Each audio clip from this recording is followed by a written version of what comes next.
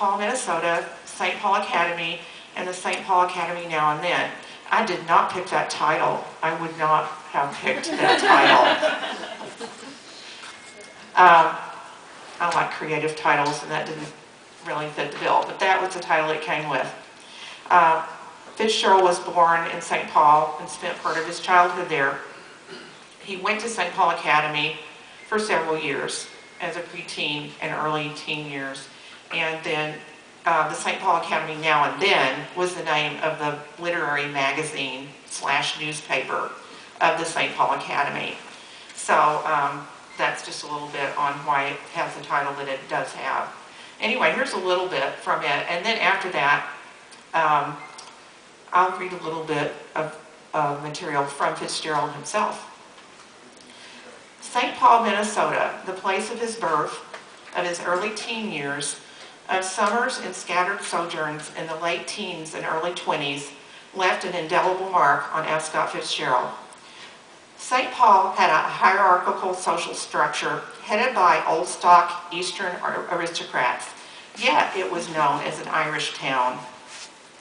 In its upper-level enclave, the Summit Avenue neighborhood, Fitzgerald resided in a liminal space, among the rich, but not one of them, that ultimately became the space so many of his characters inhabit as they strive to be, understand, or criticize the elite of an unattainable world. In the mid-19th century, old stock New Englanders came to the area for the dry air, which was good for the tubercular. Other Easterners followed for other reasons as part of the westward migration. They were Protestants, often Presbyterian. This aristocracy in the 1880s built the first big houses on the city's incipient show street, Summit Avenue. And they started the city's cultural and social institutions. In 1915, a minister of the St. Paul First Presbyterian Church called them, quote, highly favored, the very cream of the community, the piety, the zeal, the intelligence, the wealth, and the controlling social element, end of quote. In contrast, F. Scott Fitzgerald's father, Edward, though an Easterner, was not a New England Protestant, but Edward's mother was from a distinguished, large Catholic Maryland family. Francis Scott Key was an ancestor.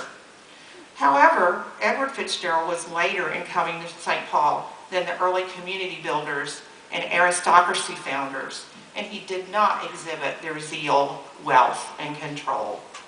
Instead, he was a business failure, dependent on his in-laws, and uninvolved in civic affairs.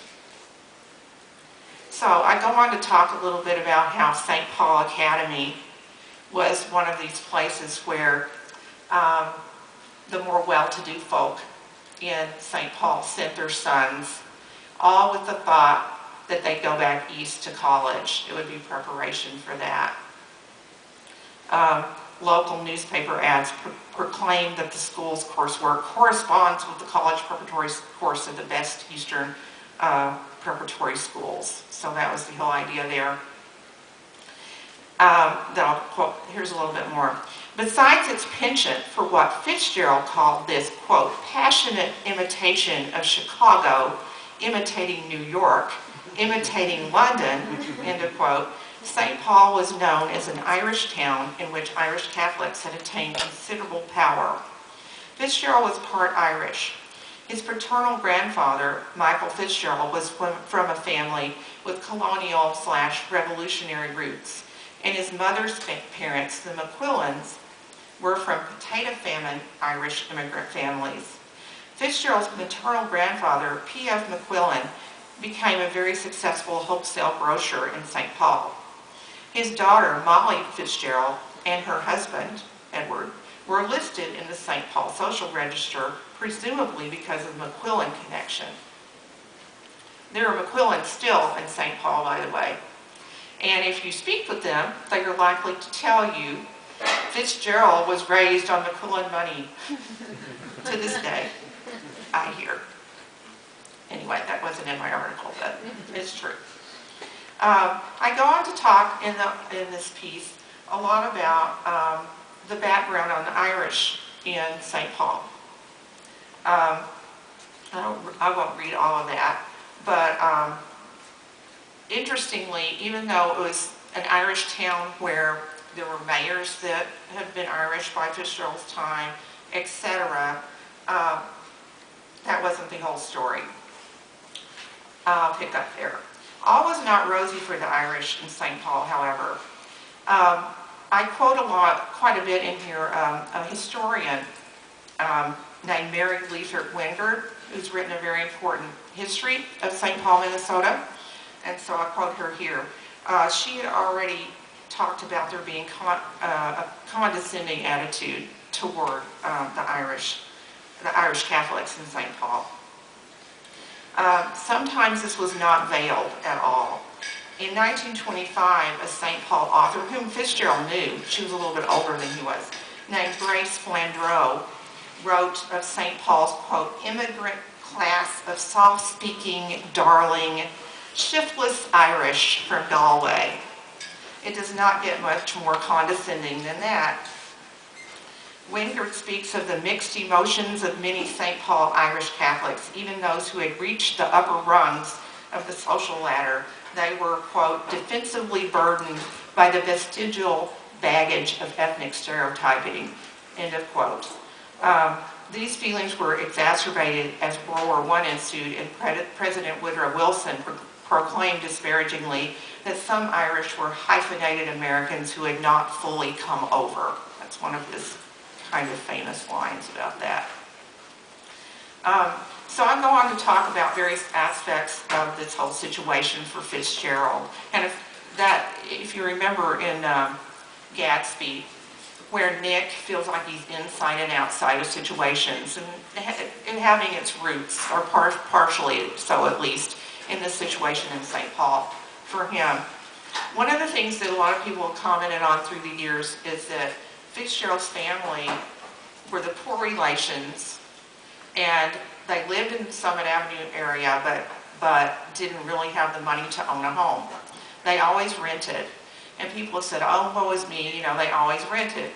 And one thing I was supposed to do in this chapter is really probe that more, and not just make the assumption that everyone in the teens thought it was horrible to rent. But, you know, maybe things were different then. We assume that now, perhaps. So it was interesting to explore that. And what I found was that it wasn't as bad to rent to people in those days. However, it was bad to Fitzgerald, because remember, he wanted the best. So even if it wasn't horrible to be a renter, it was bad to him, because he wanted the best.